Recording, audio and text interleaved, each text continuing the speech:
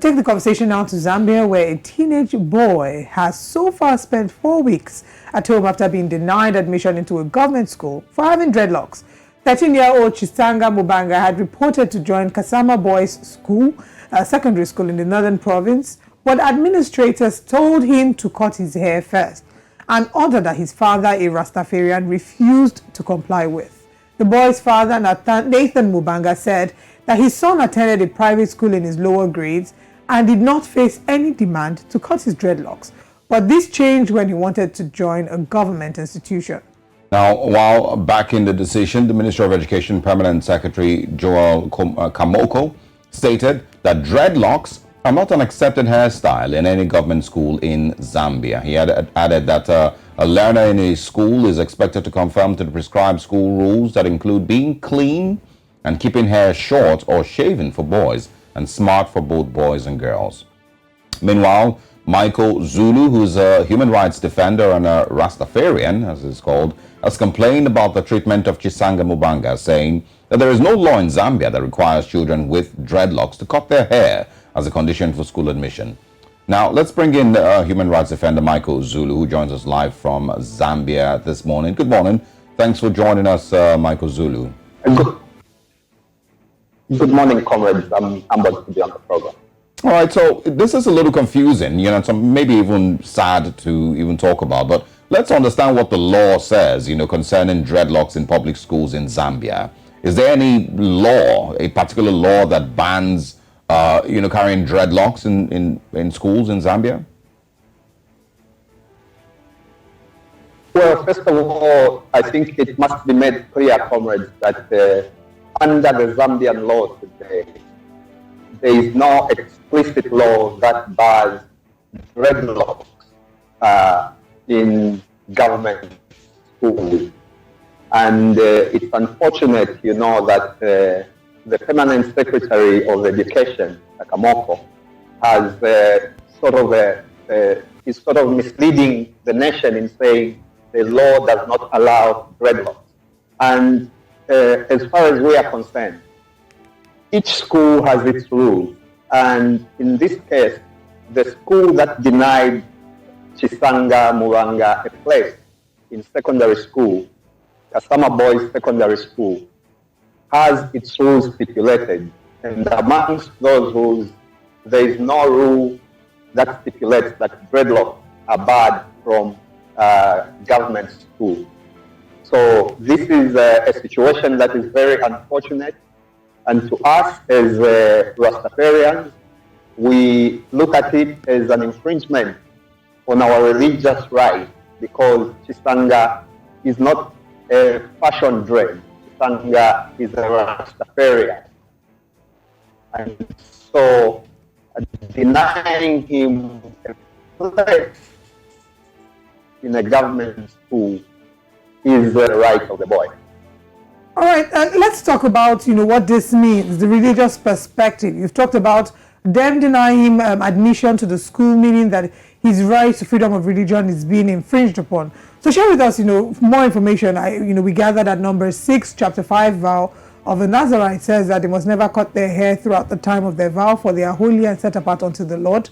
Until the time of the vow has been fulfilled, they must let their hair grow long. So maybe it would be great if you give us further insight into this. What does this mean for a Nazarite? What does not cutting their hair mean to them?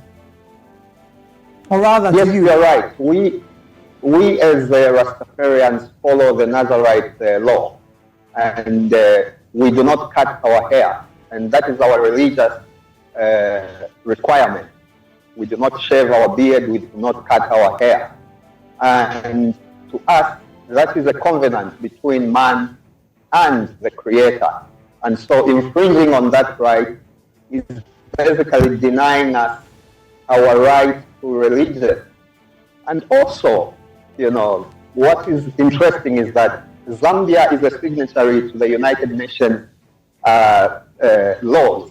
And under the UN laws, it's very clear that the right to the freedom to conscience, the freedom to worship, they are all protected under the human rights laws.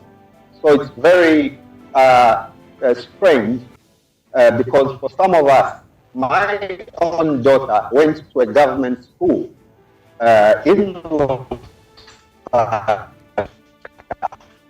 the capital and had no problems with the authorities. Rural areas like Kasama, where the young boy comes from, where the young boy stays, it's in the northern part of the country. And a lot of people are taken advantage.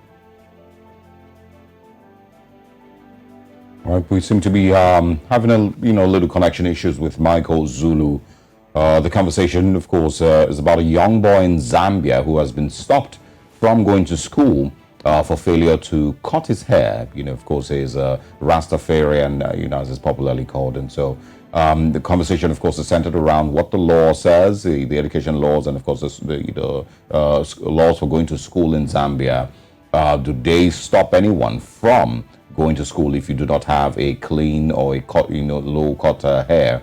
Those are some of the things that we're trying to understand this morning. And what next for this young boy? What steps will he take? Of course, to still get proper education. Will they be needing to sue the Zambian government or the Zambian Education Ministry? So I think another angle to ask the question from which I had hoped we would have been able to speak with him is, what is the general perception of people with dreadlocks in Zambia? Because what we find is that, unfortunately, in certain parts of the continent, people with dreadlocks are being viewed from a negative perspective, which is wrong. That might there's be a racial profiling, Yeah. there's a stereotype, such that even when officers and people of the law, okay, since we have him back here, thank you very much for coming in. I'd like you to as quickly as possible, share with us what the perception is generally about people with dreadlocks. Do they experience some form of stereotype or profiling, especially maybe amongst the society or men of the armed forces?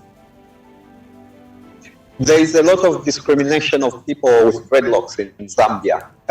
Today, as we speak, a lot of people with dreadlocks are facing challenges obtaining their national registration cards. They are being sent back. So without your national registration card, you cannot get your passport, and basically you cannot be employed. So this is the issue the young people are facing today. So there is a lot of stereotyping and stereotype thinking against people with dreadlocks, which I don't see as African, because I think we are denying ourselves our own identity as Africans and creating the so-called neatness that is required in school. So the question can be asked, who defines what neat hair is? Is it the government? Is it the colonial laws? Because these are basically colonial laws that the Zambian government is following. Right. Yeah. All right. MAIKO ZULU, thank you very much for joining us. I would like to see where this case leads, and see if we can, of course, get further information as to how this is settled eventually. But thank you so much for your time this morning. And we wish you and, of course, every other Rastafarian the very best in 2023. We'll bring you in again, definitely, and, of course, have updates on this situation.